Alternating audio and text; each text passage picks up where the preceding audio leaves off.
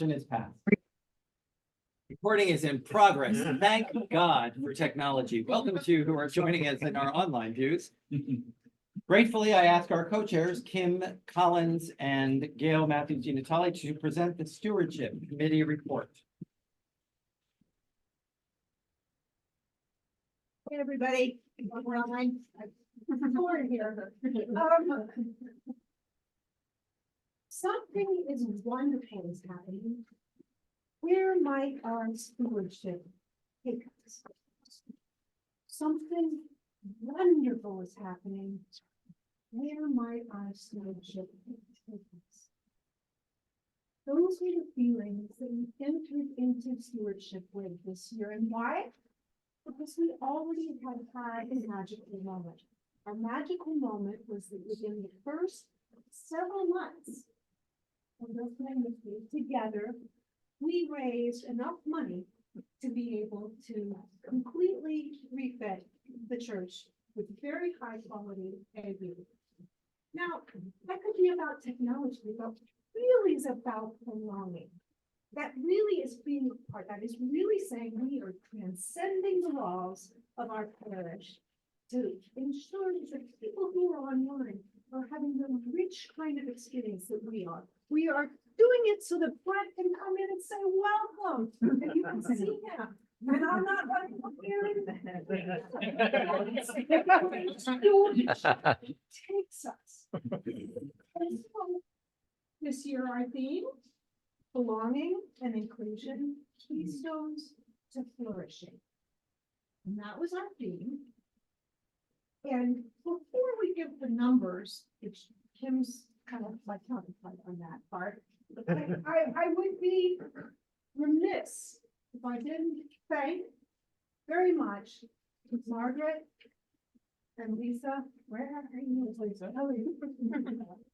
Just amazing, phenomenal work with the beauty of the things that they created, with the ease and the well-oiled machineness of getting the things out. That also made it possible for us to really have this be about stewardship. My favorite memory being the joy with which the people who were in person were marching up to give their stewardship, their thanks, their thought of the possibilities during the gathering. So thinking about organization, I will turn it over to Kim. Yeah. Thank you. We know.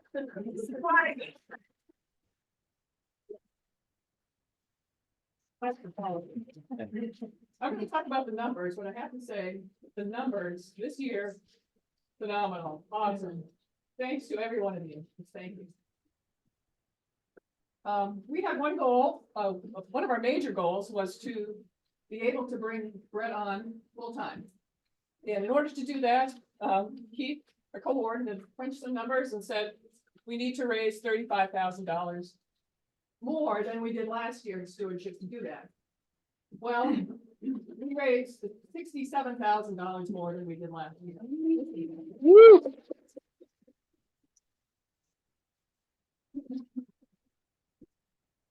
We went up from number of pledges from 47 the prior year to 63 this year. And many of those, we have 19 new folks who come on to this parish to join us. And we're so happy to have everyone here who's new.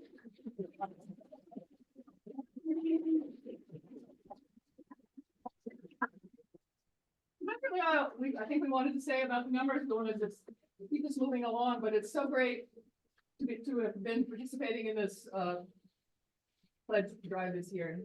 Thanks again. Thank you.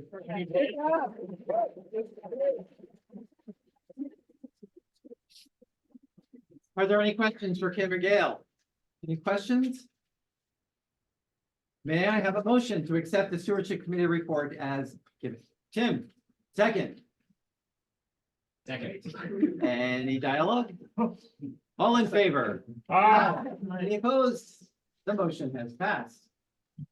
And what is it we're saying? The Lord has done great things for us. And we are glad indeed. I now ask you to turn, oh my goodness, there she is. Turn to your attention to the TV screen. We're going to turn it for them. George, do you mind just?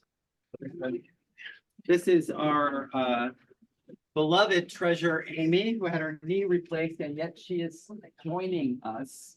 Isn't it amazing? Thank you, Amy, for being here with us. We are grateful for you. First, the Budget Committee report.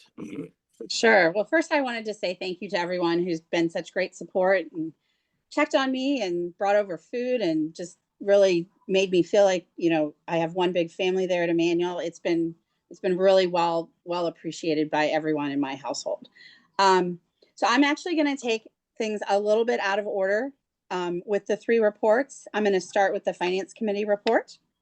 And first, I also wanted to say a big thanks to Neil and Paul, who did a lot to get these reports ready while I was going through what I hope is the worst of my recovery. This really happened because they really stepped up and helped with this. But I wanted to start first with the Finance Committee report. So as you know, the Finance Committee is working with all things financial with Emmanuel. And so we are doing, under the chairmanship of Neil, we are looking at budgets, expenses, income. We're talking about options for funding various projects for the church. We're talking about the church's missions, Canterbury, the real estate. We're really touching on all aspects of the church. And so this is a strong committee. They do a great job. They bring a lot of experience to the table. So just to highlight a few things, the committee has done a lot this year. Much of that is outlined in the annual report. Just a couple of things I wanted to touch on. We have submitted a loan application for a new Stokes loan for $100,000. That has been approved. We're just waiting on the funds. But that's going to be used to help fund the purchase of new windows, as well as repair the roof and the flesh on the church. So those funds, that's a great loan program. It's a very low rate of interest. And so it's going to go a long way towards making some much needed capital improvements in the church.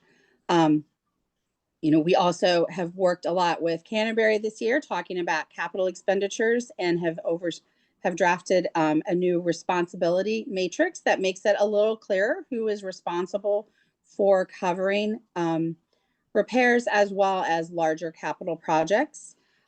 We oversaw the completion of renovating the rental property at 272 Main Street. That was something that had been in the works for quite a while. One of the bigger things we've done this year is around the endowment. And so, you may recall that we've for a long time had the endowment primarily invested in a Vanguard fund. And it had been the feeling of the committee for a while that we needed to perhaps tighten up some of the controls and think about other investment options. And so we did work to draft an investment policy statement, which the vestry will be giving final approval to most likely next month. That just lays out a little bit better some of the guidelines around how we're going to manage the endowment, what the draw will be, what our expectations are for considering that we've had success with the investments. We've also moved from Vanguard to a third-party manager. So in the fall, we underwent a series of interviews of outside managers and ended up selecting DHK Investments, which is a firm out of Portsmouth, New Hampshire. The committee felt strongly that they were a good fit for us. They have a large space in their investment portfolio for nonprofits and religious institutions. So they understand us and what we're trying to do. And so far that relationship seems to be off to a great start. I also wanted to just highlight a couple of new members on the committee. So Paul and Faith, as they have cycled out of other duties with the church, have come back to the Finance Committee as voting members. And so they have both been great additions. They bring a lot of experience, obviously, from the roles that they've had in the past. So great to see them joining the committee. The last thing I just wanted to point out, one of the things that's listed in the report is a number of strategic financial objectives that were established a number of years ago. And I think happily, as you read through those, we've really accomplished most of them. And so I do think one of the things that Neil and I would like to bring to the Finance Committee and to the vestry is that maybe it's time to start thinking about some new objectives for the next few years. So it's great to see that we've accomplished pretty much everything that's on that list. That's great. Thank you. So I'm going to backtrack to the budget committee now. Just get there in the, So that was So- page 1. Now we're moving back. yeah, sorry. When I was kind of working out what I wanted to say, it worked a little smoother to do finance first. So the budget committee report, we worked on, this is a major initiative that we undertook starting in the fall, right, in conjunction with the stewardship campaign. Again, Neil has put so much time and effort. He has a great deal of knowledge on our budget and just some wonderful information for all of us on how we gather all of these numbers. So, very happy news as we look at the budget. We listed out some of the primary things on income and expenses. Income, as you just heard, gifts and offerings are up substantially. So, the parish was asked to come to the table and everyone really did. And that's making a huge difference in the budget for 2024. We'll be maintaining a draw of 4% out of the endowment. So that's roughly $37,000. Canterbury income continues to come in. So we receive 8% of their budgeted 2024 tuition. And then we've also been able to continue increasing rents at the rental properties. So those will be going up by about 3% this year. And I think one thing of note, all of the work that we've done at the rental properties over the past few years does enable us to have market rents at this point. So that's definitely our step in the right direction and definitely a help to the bottom line for the church. On the expenses, already noted, we're bringing Brett to full time, so that's fabulous. We were able to give the rest of the staff raises as well. We're also bringing our wonderful Lisa up to 24 hours a week to pay her more commiserate with the work that she's actually doing. Well deserved. Other things of note, insurance premiums went up pretty substantially by about 10%. We've also increased maintenance and repair expenses for both the church as well as the rental properties by about 40%. We're just finding that it's more expensive to fix things. That's just a reality of rising inflation rates that we've seen over the past few years. And as we're doing a better job with keeping up with maintenance and repairs on the property, we felt that it was appropriate to raise that budget. We did factor in property tax increases, and overall anything else was roughly a 3% raise. The bottom line is that for the first time in a number of years, we are budgeting a surplus for 2024. Yay. Fabulous news.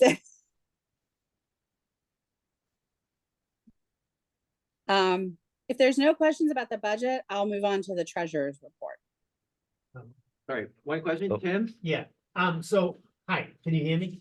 I can, yes. Okay, so, I was just wondering, with the budget surplus, are we gonna be putting back into the, our investment accounts, that surplus money, or is it gonna be held, more as an emergency fund? Do you mean the endowment or capital reserve funds? I meant the endowment. There's no plan to add to the endowment. Okay, so what are we doing with the surplus in the budget? So the surplus in the budget right now is about 4,000. I think it's wise to leave that because we all know that something will come up during the year, as it does every year. That being said, we are still making transfers to capital reserve funds. So the budget does include those set asides that are so important for when these bigger projects come up. Right, I just wanted to know, I wasn't criticizing. Yeah. Okay.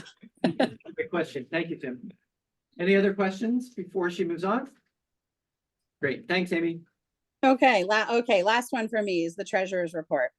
So again, a busy year. I want to say again, many thanks to Paul for helping me through this. His brain is full of so much knowledge. And he's been so generous with his time. I feel like I'm still learning much about this role. But some of the highlights for this year, we did do our annual audit. We came through that pretty well. I think the auditor was very impressed by our operations. A few guidelines that she had laid out that we'll work on in this coming year. Although of note, one of the things that had been sort of hanging out there for the last couple of years was to do an inventory of the church's assets, and that's now been completed. So it's nice to check that off the box, check that off the list. just flipping through some of the things that haven't been said, I think, the big thing for this year is that we ended the year with an overall net profit of about $57,000. Some of that is due to the fact that pledges were well above what was budgeted for 2023, but much of it is also coming from donations that have been received. So as you all know, there have been great donations made, particularly to the technology fund this year to fund the new audiovisual equipment, and that's helped to push us into a positive number for our overall net income. Other than that, I'm not sure there's much left to be said. I think I've hit on kind of a lot of the high points in the other reports, but happy to entertain any questions that I can hopefully answer. Anybody have questions? Pete, I need to go backwards a little bit. to the Sure. Finance report. finance report, Amy. Sure. Sorry. What are the fees that were being charged by using a third-party person to handle our finances? Third-party fees. The fee, I will have to look that up again off the top of my head. I think it's 60 basis points is what they are charging. It was a fee that was quite competitive against the other managers that we looked at.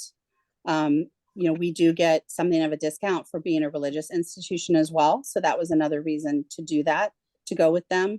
But we did take fees into account when we were considering going to a third-party manager rather than Vanguard. Great question. Thanks, Pete. I have one more question. Sure. In terms of the budget, because it's not just next year, it's the year after, obviously with with a huge increase in donations or whatever we want, I forget what we call them. Pledges. Our diocesan assessment will go up next year quite a bit. Are we budgeting for that for 2025? Yes, we do take into account what we feel the estimated assessment will be. All right, great question. Thank you. Just to follow up the fee, so the fees that are for the manager of the, is that, how does that compare to when we had Vanguard do it? So it is higher than Vanguard. Vanguard is well known for being a very low cost investment manager. One of the reasons that we wanted to look at a third party manager was to have more active management of the endowment rather than having a Vanguard. The fund that we had been using with Vanguard was it's called a fund of funds, meaning it was basically a basket of Vanguard mutual funds. It had a very low allocation to stocks, which concerned a number of us when we think about the perpetual nature of this fund. It was about a 40% weighting to stocks. And, certainly in years when the market is down, that helps. But in years when the market is really moving upwards quite quickly, that can hurt us. And so it was just a concern that over the longer term, given that this fund really has no end date, we really needed to be a little more aggressive with the investments. We felt that, while there are certainly people on the finance committee and within the church that have investment experience and investment knowledge, we felt that it was better to use an outside manager who could also guide us and give us guidance on the investments, on the markets, as well as on, spending, inflation, and just maintaining this for the longer term, because it is such an important asset to the church. And I'm sure that you guys are much more versed in this than I am, but the one thing I did like about Vanguard was it was very conservative.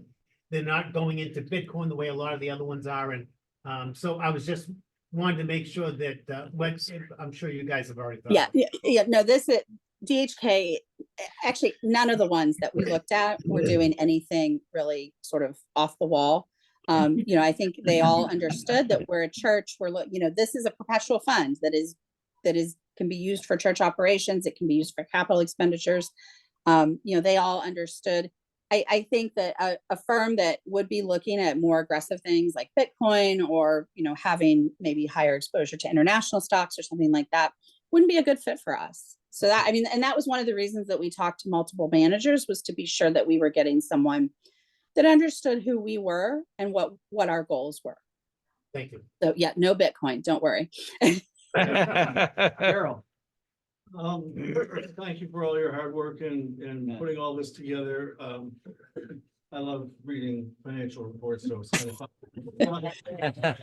And I have two questions for you. One is sort of a follow-up to Tim on the DHK. You mentioned that their fee is 0.6%. 60, yeah. And is that, are they a fiduciary or are they a retail brokerage?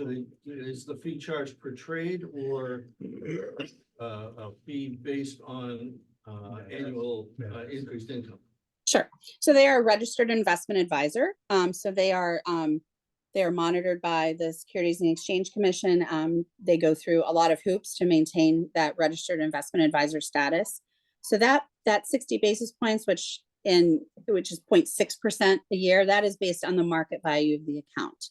So basically they are charging us 0.6% of the market value of the account on an annual basis. And that's pretty typical. I actually work in the investment world, and that's a pretty typical way to charge a fee. It's very transparent, so we can see exactly what we're paying for. And I mean, conversely, if our account goes up, their fees go up. So it's to their benefit that the investments do well. Great, thank you. And one other question that I had was, within the treasurer's report, Sure. there's a mention of the endowment when it was moved from Vanguard over to DHK, that going into 2024, there's a balance of just under $835,000. Correct. That was the amount that was at Vanguard. But when I look at the asset report, I don't see that in there. So, Oh, yeah. so there's a bit of timing. So we are actually in the process right now of moving those assets to DHK.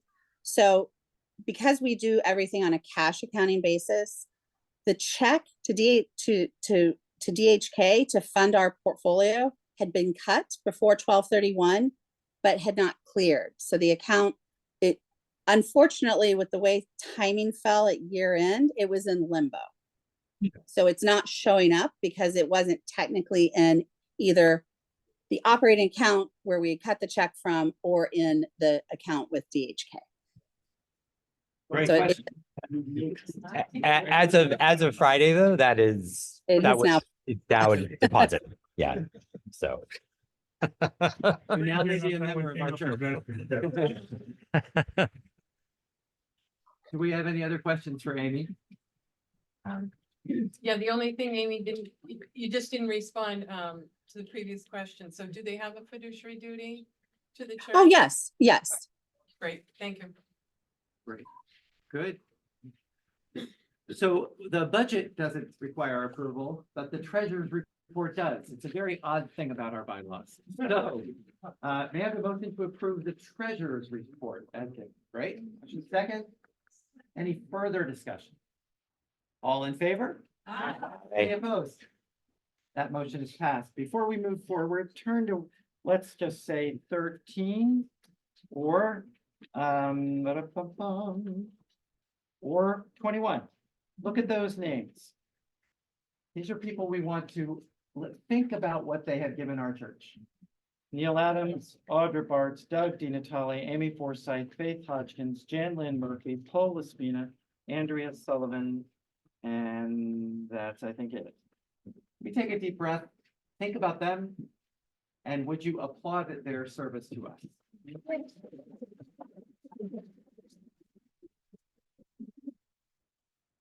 Thank you, Amy. Thank you, Amy. The Lord has done great things for us, and we are glad. Indeed. This document is incredibly beautiful to look at, right? Because of Margaret Gilligan's work. Everyone. Again, take a deep breath.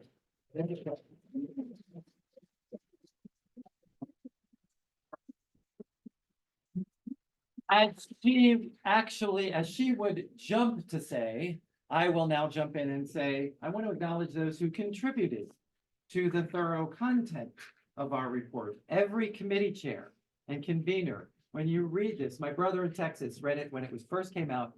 45 minutes later, he sends me this Who are these people? So if you're a committee chair, do you mind standing for a quick moment, committee chair, or submitted a report? Let's go there. Look at all these people.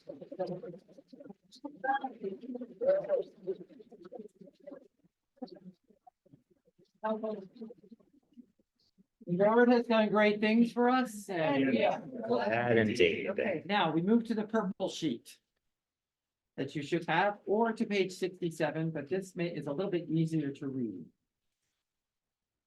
While you're finding that page, I want to thanks to the nominating committee for their prayerful, imaginative work to come forth with this exceptional slate. Elizabeth Downs and Sarah Rourke, they joined Audra and Keith and me to form this committee. So take a moment and look at that list.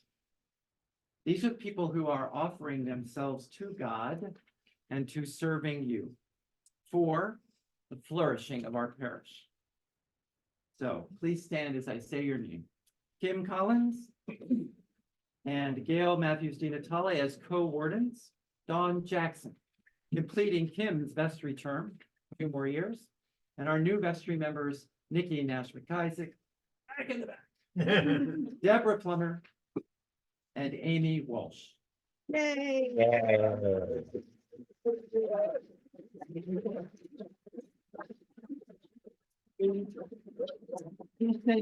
Our diocesan convention delegates will have the privilege of representing our parish twice this year.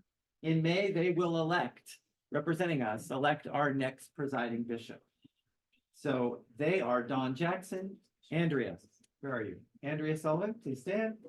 And Faith Hodgkins, please stand. Our Mystic Valerie Deanery reps are Jen Lynn, who I do not think is here. Faith, a diocesan council representative who just spent the weekend in Barbara Harris camp with the diocesan council. And Sarah, all right. So look around.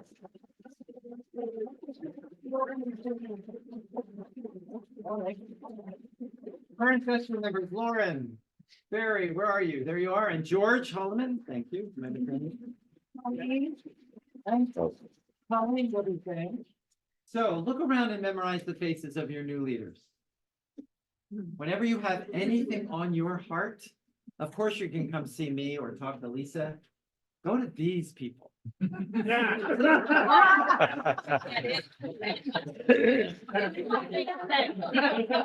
Lisa seconds that. These are people with kindness and appreciation. Kindness and appreciation go to them and voice everything. Again, we're a representative democracy. These are people who have said, we are willing to represent you for the good of your church. So the way this works is I will ask for a motion to cast a single ballot to elect the whole slate. See, I did read the bylaws. After the motion and the second, we'll have time for conversation, for questions, for any other things that you'd like to do. So may I have a motion for the clerk to cast a single ballot to elect the slate of nominees presented? So we'll move. Second? Second. Now here's your chance for dialogue. You all may sit down.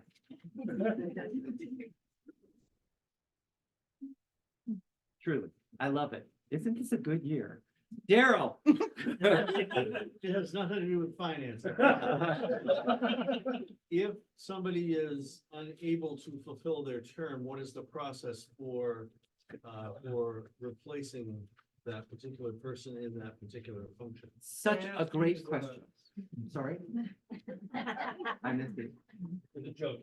Okay. It's a long-term joke. I did that for like 8 years straight. No, oh, someone's quitting. Do you want? Okay.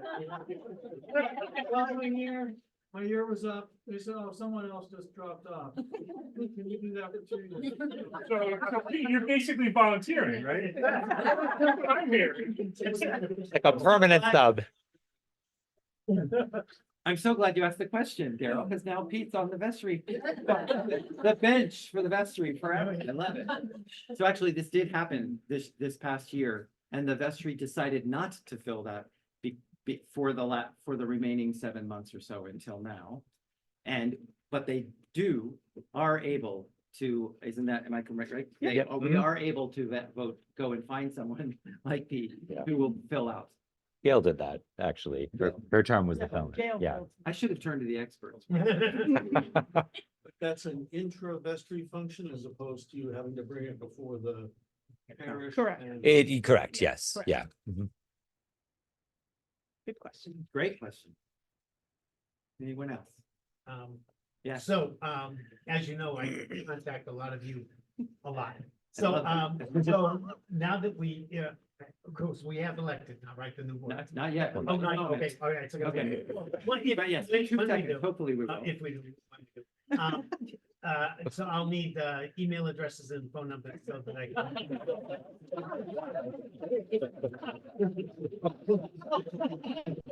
And it is. You couldn't have held that until after the vote. I'm trying to get this cleaned off here, okay? Wait until it's sealed. Seal the deal. And Sorry actually, to see you go. I don't have to go intro. Yeah, we'll get your phone number, don't worry. Oh, I should have turned. Are there any questions on our online pews? All right, great. So I know what to say next. All right. May I have a motion to accept? It's not here yet. Yes, We did that. We did. we did that. We all did that. So all in favor? Ah! All opposed? The motion is passed. All right. hey.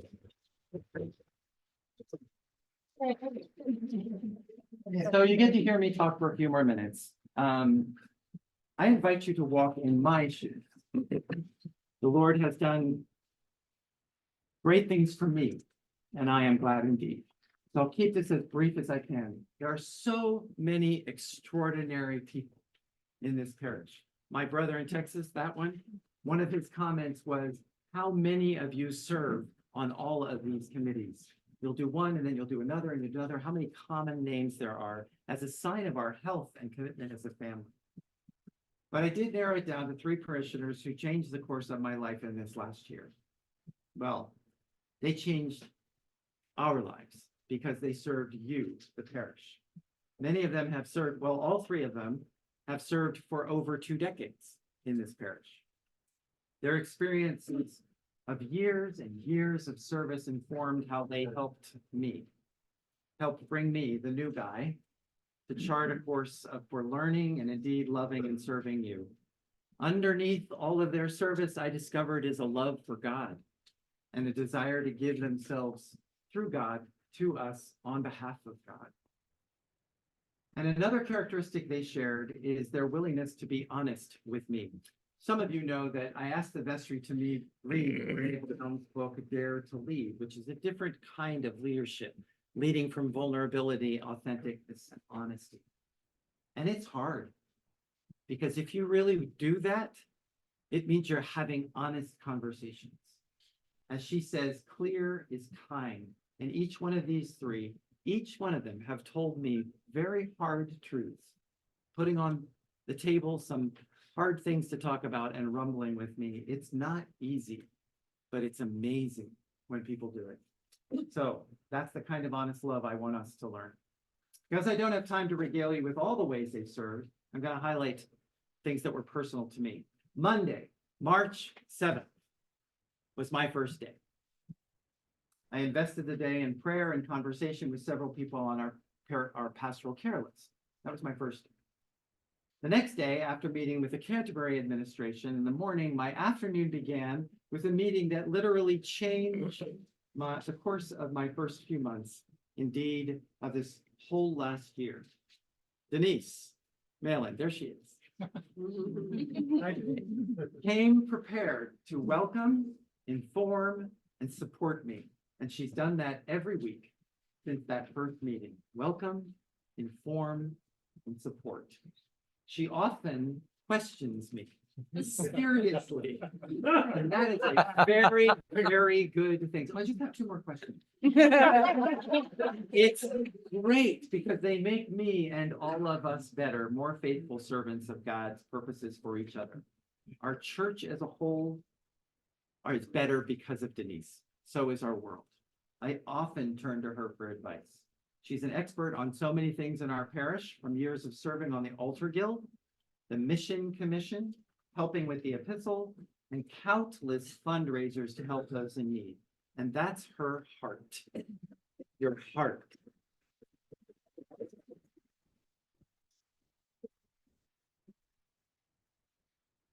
One more thing I want to talk about with Denise, because she took seriously my message that every one of us that serves in church, every one of us should discern if where they're serving is drawing them closer to God or sustaining them. And if not, then it's time to take a deep breath and perhaps do the hard work of stepping back, of letting go, of putting down things.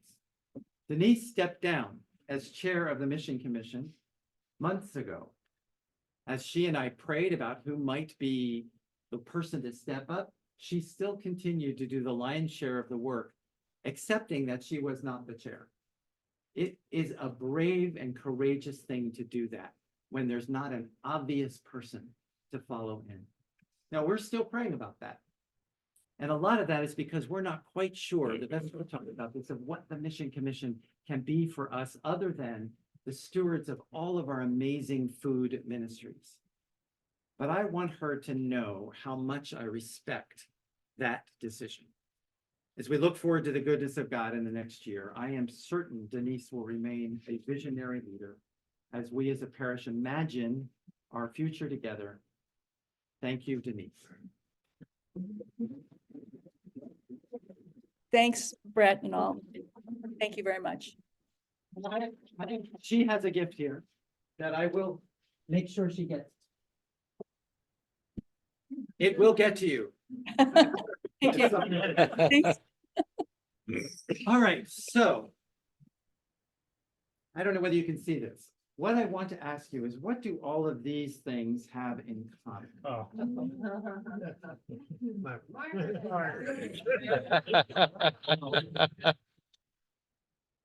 Okay. You think I'm kidding? It's amazing. Okay. Anybody know what this is? Tablecloth? And it was her inspiration for this. Isn't that incredible? Yeah. Okay, I'm not gonna blame her for this, but she was part of this. I'm not leaving that in. The bag itself. All right, I think I've done it all. Okay, you guessed who it was. After our meeting, any of you are interested, you can come and look at these. What you'll see is what I discovered incarnated in a human being. Elegance, expertise, creativity, beauty, humor, faithfulness. Margaret Gilligan lives into all of those qualities. Every week she creates our epistle. Isn't that amazing? Every week. Just for that.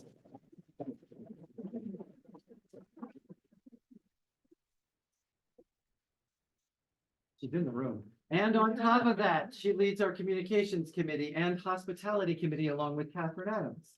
What astounded me from the start is her ability to take a simple message, a message that she heard us talk about, like, you are beloved, God is with you, you belong, God wants you to flourish, and she turns it into something that everybody gets. Yeah. This was all Margaret. Don't you want to belong to this church? We believe in a creative God, don't we? Each of us is unique and beautiful, and Margaret has that God-given sense of creativity. And she has a keen sense of our history. She's another invaluable advisor, sometimes saying with such great kindness, you might not want to say that.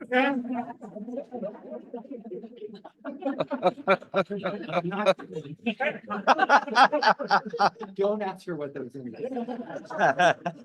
When we dream about loving each other and inviting others into our love, Margaret is behind the scenes and at the forefront of showing us ourselves and then showing us to the world. She constantly impresses me, and I'm profoundly grateful to her for making my first year so, well, beautiful. Thank you, Margaret. Oh. Woo! Yay.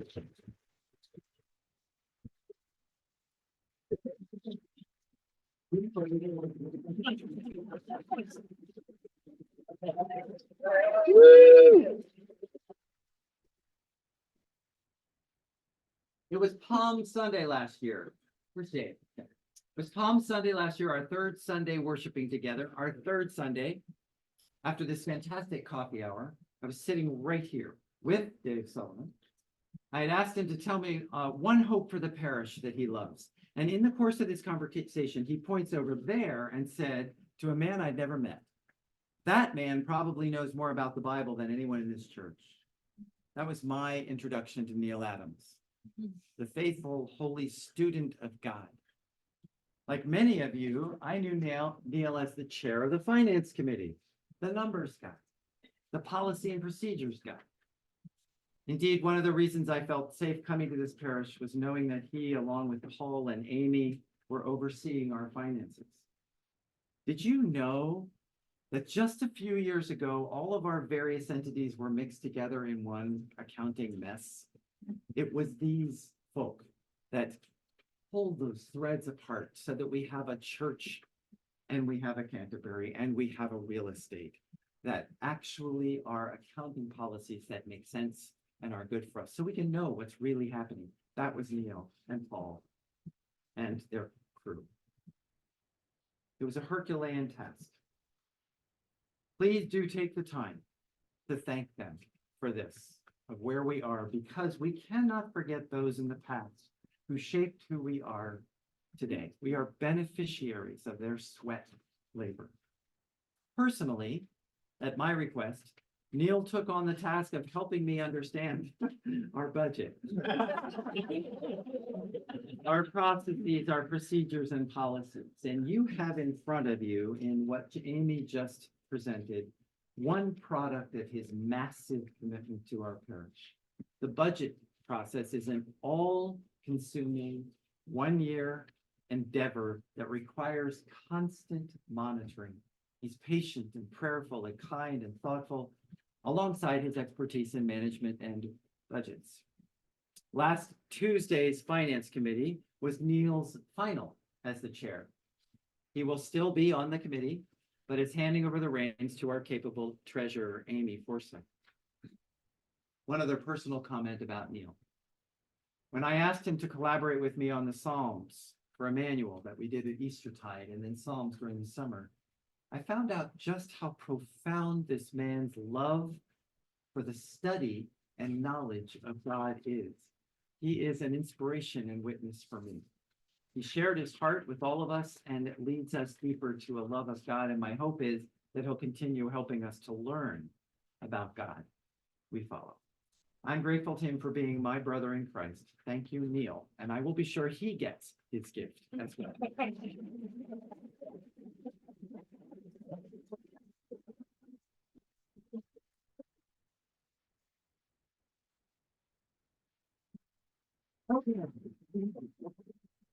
I'm sure every one of you has this book at home. In the church publishing vestry handbook, one description of a warden is the clergy will turn to them for support and guidance. Parishioners will turn to them for leadership. All will look to them as enablers and communicators whose gifts and commitment will make things happen and bring the parish together in support of common goals. That's a big step, isn't it? Doesn't that sound, though, like Keith and Audrey? Long before I started here with you, Audrey and Keith, taking the baton from Faith Hodgkins, labored to care for you. Both individually and as a combined force, they constantly looked for ways to guide our parish with compassion, exercising their exceptional management skills and keen intellects through gorgeous, godly hearts. It's a massive job to run a church. It's a massive job. No one person can do it, or even two people, to be honest. And if you've learned anything today about the business of this parish, I hope it's this. It takes many competent people joyfully exercising their gifts. The wardens may bear the heaviest responsibility, to be honest. Audra and Keith gave and gave and gave and gave and gave so that we could flourish. There's that word again, flourish. We met once a week, yes, every week since I've been here. So that all of you were held and cared for, usually behind the scenes.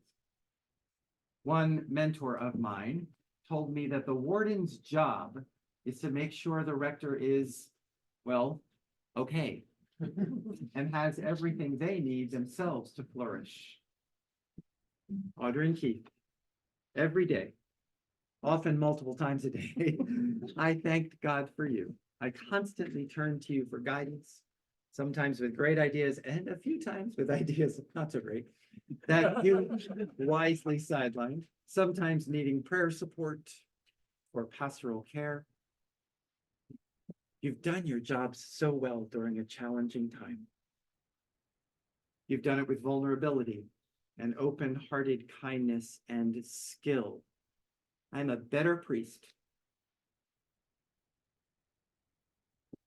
better lover of people and Jesus because of you. You will always be my first warden. With profound thanks, let's applaud our outgoing.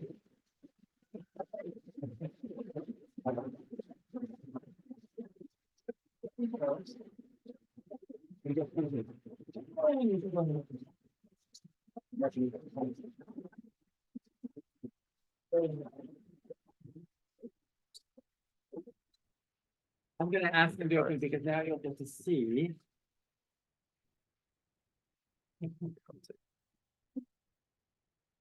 We tried so hard to wrap these so that they said, oh, they'll open the newsletter. It should come right. There we go. Okay. Oh, okay.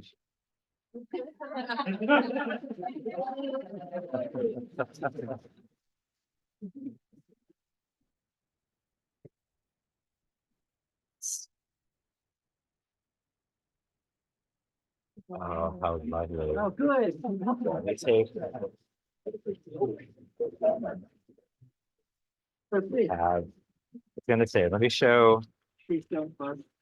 So we have the Tiffany windows. Oh, they're absolutely. Yeah, let me show them online too. Correct. So good. Thank you. Thank you. Beautiful. Oh my God. And the bag behind you is the cards that Karen, this is an original by Karen Keogh, or one of our artists. So beautiful. And she gifted Audra the cards that she makes based on these. Oh my God, thank you so much. I love Karen's work. We love Karen's work. Actually, this was Audra's wife's idea. Thank you. Oh. There are two more sections to our meeting and we will then be sent forth. But first I turn the floor over, here, let me take this, to our outgoing wardens.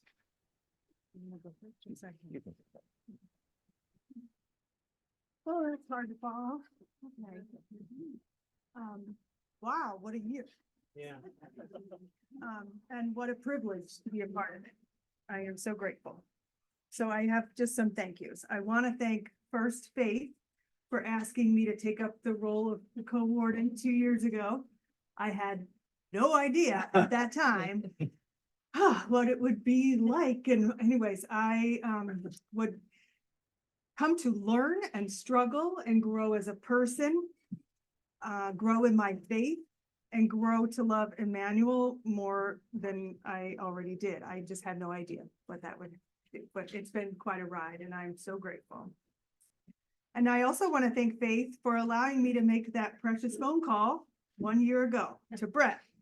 I was sitting in an airport in Minneapolis, waiting a flight back here just before Christmas to ask him to join our Emmanuel family. I was filled with so much excitement, hope, and anxiety. And when he said yes, I was completely elated and I couldn't wait to get home to share the great news with everyone here. That was one of my favorite moments, truly.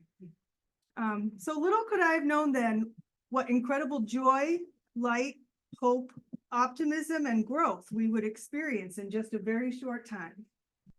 A year later, and our parish is absolutely thriving. Brett, I, and we cannot possibly thank you enough for all that you have shared with us. Your spirit, your energy, your time, your faith they're all absolutely infectious. And I think everyone agrees. We are better because of you. And then I would like to thank Keith for joining me this year as we welcomed our new rector and convened a new vestry. This was an incredible vestry, and I have loved every minute of working with you. It has helped all of us transition successfully. And you've been just such a blessing. I call Keith like my brother at church. Yeah. That's him. So your wisdom, calm, and thoughtful perspective have truly been a beacon for me and all of us this year. I am truly grateful for your friendship.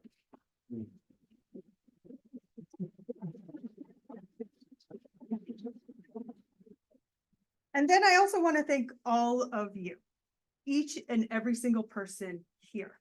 You make Emmanuel what it is, this very special place, a beautiful place of love and community, family, and faith.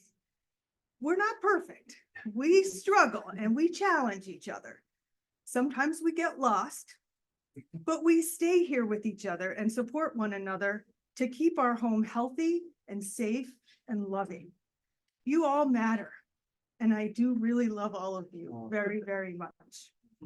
Thank you for allowing me the honor and privilege of being your co-warden these last 2 years. And finally, I'd like to encourage everyone to consider becoming more involved if you're not already, whether it's in leadership or on a committee. Just the more people participate, it's obviously the less work for everyone, but it's so fun. It really is in those little moments that become so fun and memorable, whether it's just like putting up the Christmas decorations, or I can't even tell you how silly the moments were getting ready for your installation. And we had such a ball out there putting up those lights and tents and things. It was great. So those are fun moments. And so I encourage all of you, your energy, your ideas, all of it counts. And there's no prerequisite. You could just show up and it's appreciated. So thank you all so much. Thank you.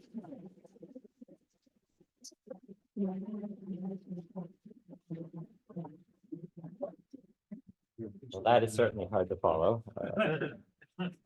So when I was elected to the vestry 4 years ago, I had no idea what a whirlwind Emmanuel and our world were about to step into.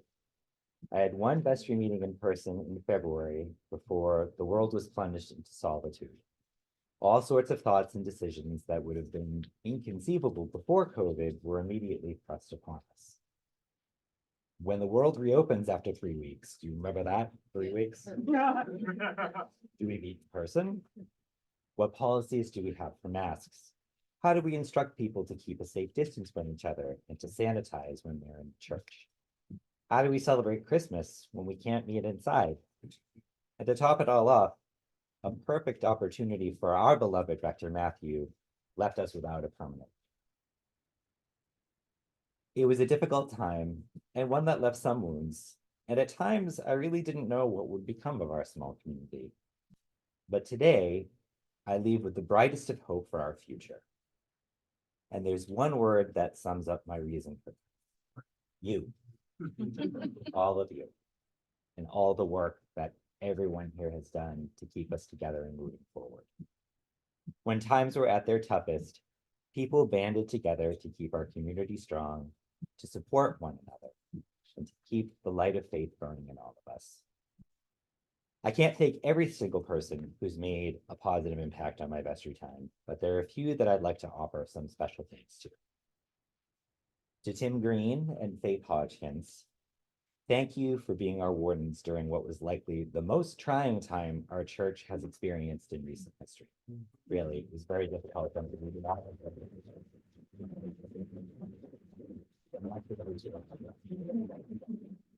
Your leadership and dedication are immense, and we would not be where we are today without you.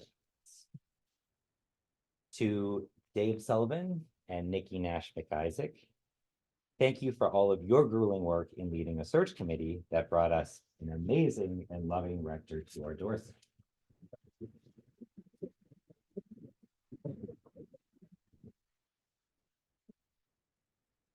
Brett, thank you for reigniting the passion and spirit of our church. Been well shown here. You've brought it all back and then some in such a short time. It's amazing. And last but certainly not least, I want to thank my co-warden, Audra Bartz. Audra, you are truly an example of what it means to be an amazing leader. You are thoughtful and will speak up when you feel the need is called for, yet you are always compassionate in your responses, extending an olive branch at all times. You don't simply delegate tasks to others, but you get your hands dirty and do whatever needs to be done. You are fair, you are loving, and you are my role model of what it means to be a good Christian.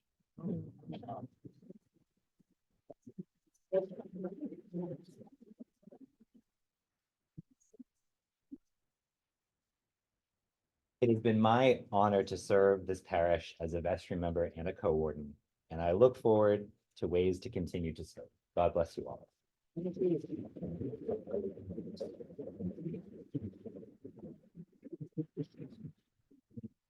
Remember when I said that governance is a communal thing? It seems that, thanks to Lisa, we forgot to do. Pardon? Margaret, we forgot to do something. Remember when I held this up and talked about how beautiful every committee was? Oh. And that we passed a single vote, blah, blah, blah, all that. Well, to accept, rather than accept every report one at a time, it's our tradition to accept them all at once. So do I have a motion to approve the annual report? By title as written? Second? You all talk about it, but no conversation. All in favor? Hey. All opposed? Thank you, Margaret. Did you know Margaret was clerk for what, 40 years?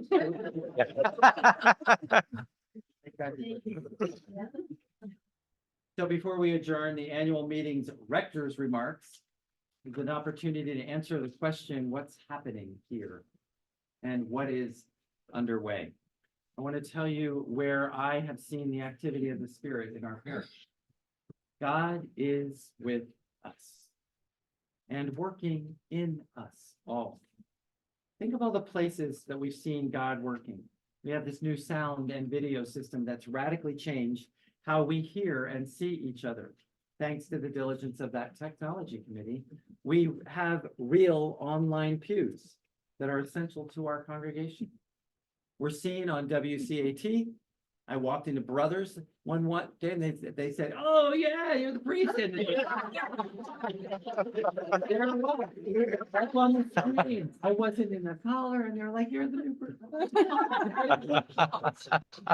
It is weekly evangelism that has systemically and structurally now in place so that get that? It's systemically and structurally now in place. So all we have to do is show up and the world gets to see us.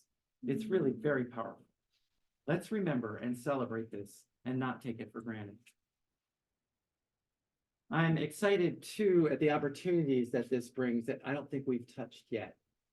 There's an imaginative aspect to this that I'm looking forward to all of us thinking about. Every single Sunday, I hope you know this, every single Sunday is a highlight for me, where we are all transformed by God, by hearing God's word, by being fed by the word made flesh. It is such a privilege to worship with you.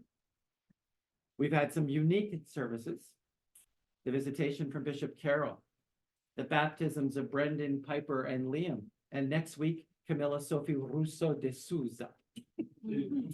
The celebration of new ministry that's set by any standard, set a new standard for installation services, presided over by our retiring bishop. Yes, in less than 10 months or very shorter, we had both our bishops here. That's amazing. The Interfaith Thanksgiving service where we heard in one space the plea for shalom and salam alaikum right next to each other. We need to do that more. Our first Blue Christmas service of healing that was so meaningful to me and to all of us. And did you know that it is the most watched service on our streaming platform? Wow. I hope we're going to do something, we're trying to plan it, something similar on the evening of Ash Wednesday. that kind of healing service. And if you're interested in that, please talk to me because I could use some help. Kira Melville's brilliant suggestion for PJ Sunday, soon to be repeated, with PJ and pancakes on Shrove Tuesday. The 2 sessions of studying the Psalms with Neil Adams, first in Easter time and then during the summer. I am blessed that together we showed the community outside our walls the love that we cannot take for granted in our walls when the flag was finally raised after years. By showing up and blessing at the Pride flag raising. If you walk by our campus today, there's a fresh sense that truly all are welcome. Our new logo, our t-shirts, our mugs. I love going with Cheryl to Horizon House. We're committed to our food ministries that we keep praying that we will stay hungry until all are fed. And I'm grateful to be part of the rotation of clergy that writes for our local paper, the Daily Item. What have I missed? So before we leave today, I'd like you to take a minute and answer out loud or to yourselves this question. Is there an image from the year that stays with you? Is there an image for this last year that stays for you?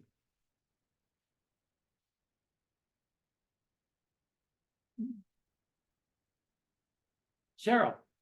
The blessing of the animal. Blessing of the animals. That was such fun. I was just, excuse me, I was just gonna say that photo that Dave took of you that was in the epistle. Yeah. I loved it. It just really encompassed you so much. It was like one of my perfect things. Thank you. Cynthia. I'm gonna say every time we worship and you come out in the front of the church and say, good morning, church. Yeah. And all the Mm. response. Great. Great. That's a good. Anything else? Well, for me, it's gratitude. Gratitude, gratitude, gratitude. I'm going to talk personally for a moment. I sense a softening and tenderness in my own heart, and I think it's reflected in all of you.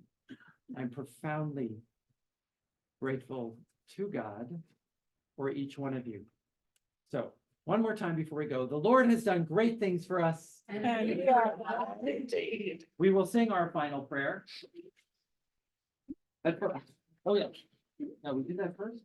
Or did we? Yes. Is it? No, first we adjourn. So may I have a motion to adjourn with joy? So moved. Second? Second. All in favor? Aye. Now, turn to your yellow Oh, sheet. wait, there's one more thing. There's one more thing. We forgot. Is that today happens to be a very special day Oh, for Brett and Dave, and That's it so is their 34th anniversary.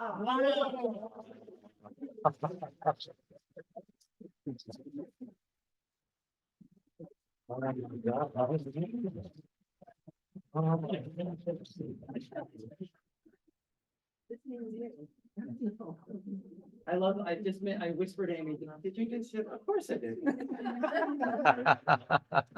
Thank you. Thank you so much. Thank you. 34 years together.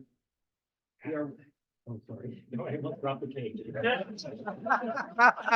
We are very grateful. We are incredibly grateful, and I am so grateful to this community and how much you've just opened up your everything, your hearts, your minds, to welcome us. So we love being here. Thank you. Yeah, exactly.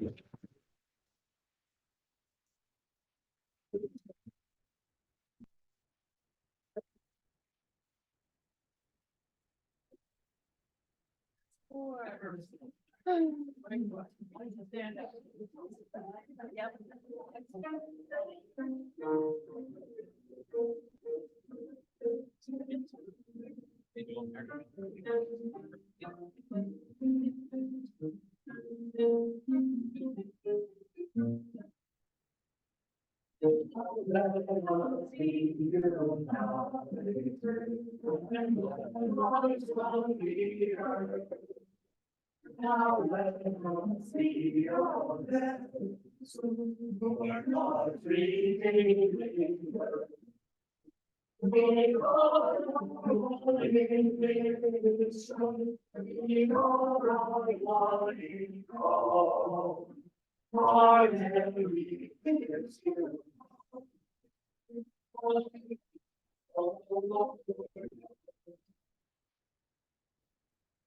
my God.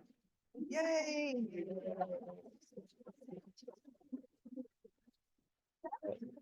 Hi, everyone online. Thank you.